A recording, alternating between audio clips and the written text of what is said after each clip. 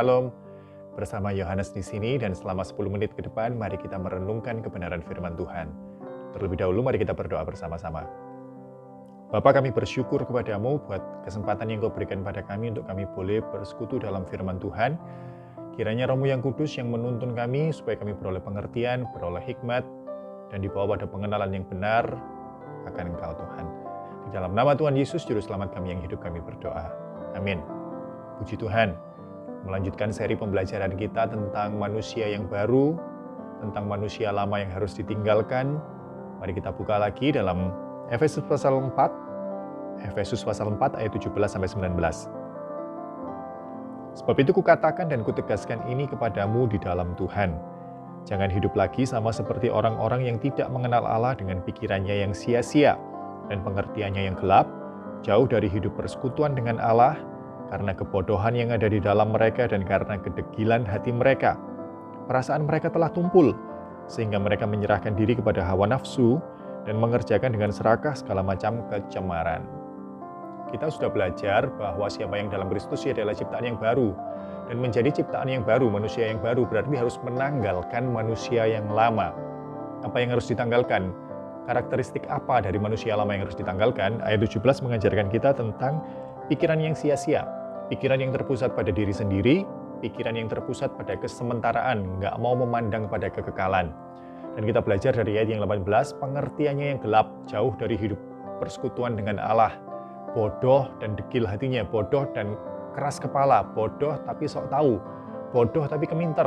Akhirnya nggak bisa ditegur, nggak mau terima teguran, merasa benar sendiri. Dan sekarang kita lanjut di ayat yang 19. Apalagi yang harus ditanggalkan? Karakteristik manusia lama apa yang harus kita tanggalkan? Ayat 19 berkata, perasaan mereka telah tumpul, sehingga mereka menyerahkan diri kepada hawa nafsu dan mengerjakan dengan serakah segala macam kecemaran. Perasaan mereka telah tumpul di sini berkata bahwa ini sesuatu yang dulunya tajam, dan sekarang tidak tajam lagi. Dalam terjemahan bahasa Inggris, tidak digunakan kata tumpul seperti pisau yang tumpul gitu, enggak ya. Dalam terjemahan bahasa Inggris itu dikatakan mereka berhenti untuk bisa merasa. Berhenti untuk bisa merasa. Dan dalam bahasa aslinya itu memang mengandung makna seperti itu, berhenti merasa sakit. Jadi tidak bisa merasa sakit. Sakit seperti apa yang dimaksud di sini? Apakah kemudian manusia lama itu artinya mereka itu manusia super yang kalau dicubit nggak sakit gitu ya? Kalau kebentur gitu nggak sakit? Bukan seperti itu. Sakit yang ini kaitannya dengan apa? Kaitannya dengan, kalau dalam bahasa Indonesia disebutkan dengan perasaan. Apa yang berhenti merasa sakit? Perasaannya. Jadi ketika manusia diciptakan oleh Tuhan, Tuhan memberikan satu mekanisme dalam hati setiap manusia. Setiap manusia. Nggak peduli dia percaya Tuhan atau nggak percaya Tuhan. Nggak peduli dia dari ras apa, negara apa. Nggak masalah. Tuhan menciptakan satu mekanisme, ada nilai kekekalan dalam diri manusia, sehingga dalam hati mereka, itu mereka punya pertimbangan, mereka punya subjektivitas moralitas. Ada nilai-nilai moral dalam hati setiap manusia. Nilai-nilai moral maksudnya apa? Artinya nilai, artinya satu tuntunan bagi mereka untuk mana yang benar dan mana yang salah. Mana yang baik dan mana yang tidak baik. Dan itu dalam firman Tuhan dijelaskan, mari kita buka dalam Roma pasal 1 ayat 30-32. Roma 1 ayat 30-32, mereka adalah pengumpat, pemfitnah, pembenci Allah, kurang ajar, congkak, sombong, pandai dalam kejahatan, tidak taat kepada orang tua, tidak berakal, tidak setia, tidak penyayang, tidak mengenal belas kasihan. Nah, di sini dijelaskan, sebab walaupun mereka mengetahui tuntutan-tuntutan hukum Allah, mereka mengetahui, yaitu bahwa setiap orang yang melakukan hal-hal demikian patut dihukum mati. Mereka bukan saja melakukannya sendiri, tetapi mereka juga setuju dengan mereka yang melakukannya. Jadi ada nilai moral dalam hati setiap manusia, ada nilai kekekalan dalam setiap hati manusia, dan nilai kekekalan itu seakan-akan berkata, nilai moral itu seakan-akan berkata kepada mereka mengingatkan mereka setiap mereka hendak berbuat sesuatu yang salah, ada suatu suara yang mengingatkan mereka bahwa itu salah. Dan yang salah itu layak menerima hukuman. Seharusnya seperti itu mekanisme dalam hidup manusia itu bekerja, dalam hati manusia itu bekerja seperti itu.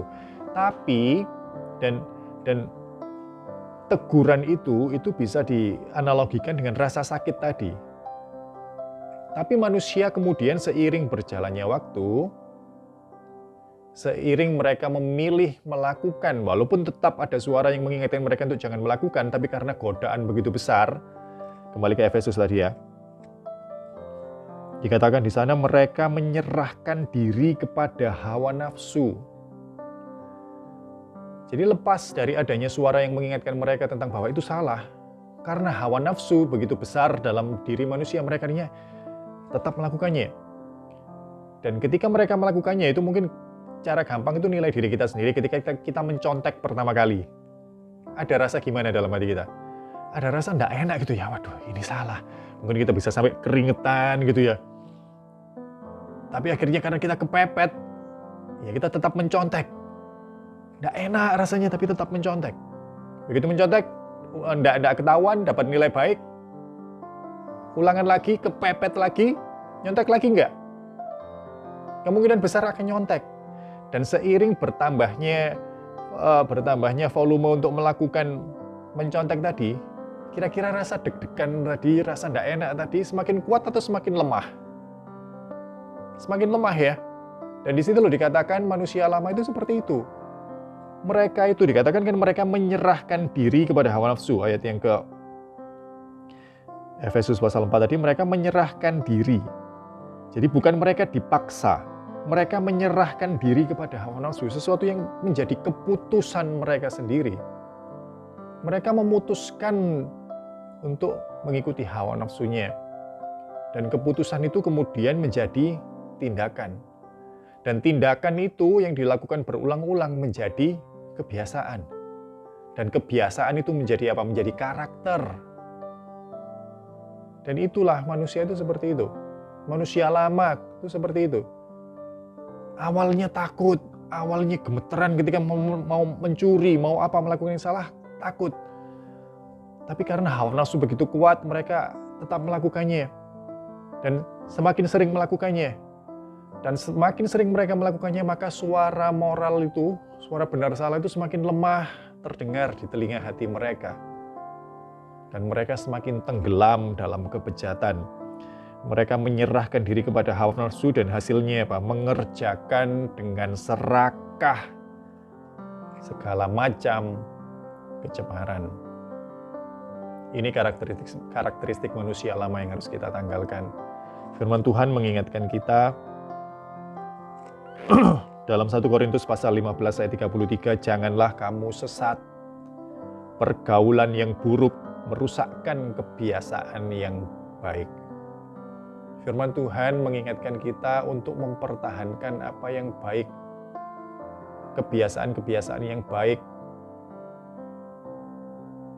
Jangan terjebak dalam manusia yang lama, yang menyerahkan diri kepada hawa nafsu, dan memutuskan untuk melakukannya lagi, dan melakukannya lagi, dan melakukannya lagi, sehingga akhirnya suara hati nurani itu terdengar semakin pelan, semakin pelan, semakin pelan. Dan akhirnya sunyi. Dan akhirnya mereka melakukan hawa nafsu, melakukan kesalahan, melakukan dosa dengan tidak ada rasa bersalah sama sekali. Kiranya kita diingatkan untuk kita berjaga-jaga. Kita diingatkan untuk kita berdoa. Kita baca dalam Lukas pasal yang ke-21 ayat 34-36.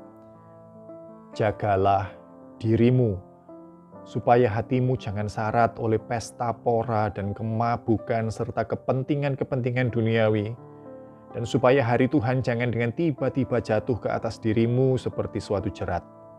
Sebab ia akan menimpa semua penduduk bumi ini.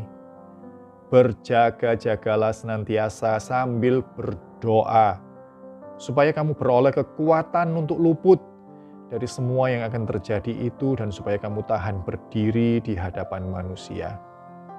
Mari kita merendahkan diri di hadapan Tuhan, kita berdoa bersama-sama.